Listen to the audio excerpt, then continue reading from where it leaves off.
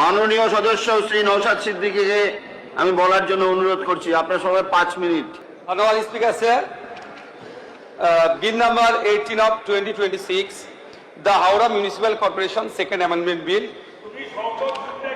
2026 এর উপরে বলতে দেওয়ার জন্য Howrah municipal corporation act 1980 section 5 এ চেঞ্জেস নিয়ে আসা হয়েছে।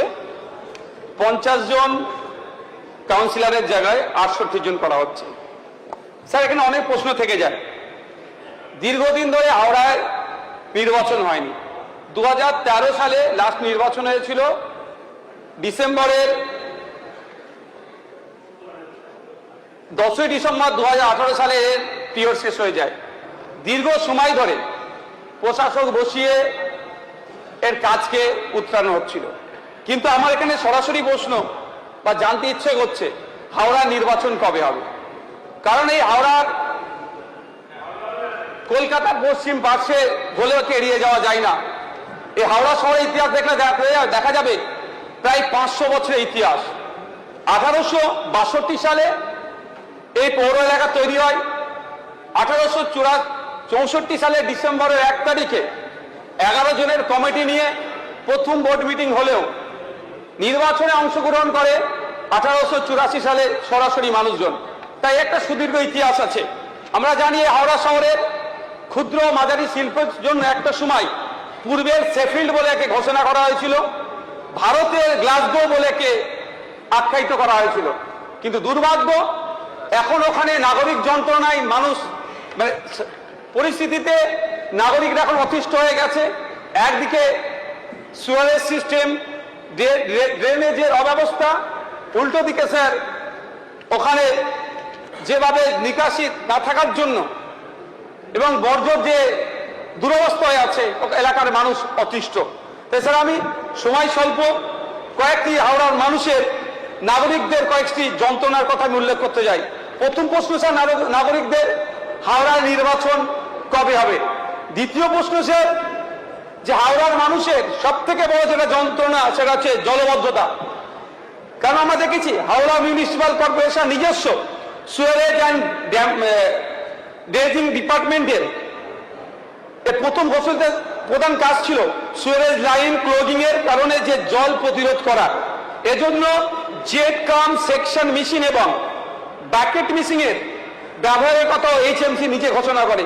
কিন্তু এই ঘোষণা করলেও এখনো দেখলে দেখা যাবে অল্প বৃষ্টিতেই হাওড়া জলমগ্ন অবস্থায় থাকে। স্যার, আমরা দেখেছি একটা রিপোর্টে যে 2024 সালে এই দুরবস্থা কাটিয়ে ওঠার জন্য 4.7 কোটি টাকা ব্যয় করে একটি মাস্টার প্ল্যানের কথা বলা হয়েছিল। তার অগ্রগতি কিরূপ আজকে হাওড়ার মানুষ জানতে চায়।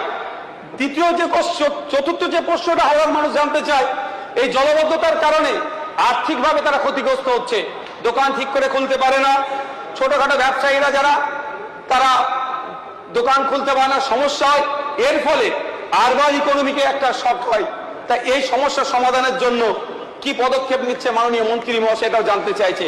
চতুর্থ স্যার যে প্রশ্নটা জানতে চাইছে হাওড়ার মানুষ, সব থেকে অন্যতম কঠিন যে বর্জ্য ব্যবস্থাপনার জন্য যে ব্যর্থতার প্রতীক হয়ে দাঁড়িয়েছে বেলগাছিয়া ডাম্পিং গ্রাউন্ড। আমরা জানি স্যার প্রায় 100 একর জমির ওপরে বেলগাছিয়া ডাম্পিং গ্রাউন্ড তৈরি হলো এনক্রোচমেন্টের কারণে এখন সেটা 50 একরে এসে দাঁড়িয়েছে। ফলে এই দুরবস্থা থেকে কাটিয়ে উঠবে কিভাবে? ন্যাশনাল গ্রিন ট্রাইব্যুনাল বেলগাছিয়ার লেগেসি ওয়েস্ট নিয়ে সময়বদ্ধ পরিবেশের কথা নির্দেশ দিয়েছে।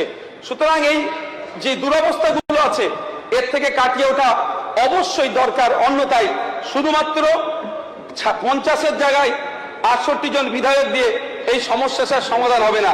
কারণ নাগরিক তার জল নিকাশের সমস্যা কাকে জানাবে? নাগরিক তার পানীয় জলের সমস্যা কাকে জানাবে? নাগরিক তার রাস্তাঘাটের সমস্যা কাকে জানাবে? নাগরিক তার নির্বাচিত জনপ্রতিনিধিদের কাছে যতটা প্রশ্ন করতে পারবে, কোন প্রশাসককে লাগিয়ে দিলে সেখানে অতটা করতে পারে না। তাই স্যার, প্রশাসনিক ব্যবস্থা সাময়িক সমাধান হতে পারে, দীর্ঘকালীন গণতান্ত্রিক সমাধান ব্যবস্থা কোনো মতেই প্রশাসনকে দিয়ে যায় না। তাই আমি অনুরোধ করব যে একটা অ্যাকাউন্টেবিলিটি থাকা দরকার। তার জন্য দ্রুততার সাথে হাওড়া মিউনিসিপ্যাল কর্পোরেশনে নির্বাচন করাও। ধন্যবাদ স্যার।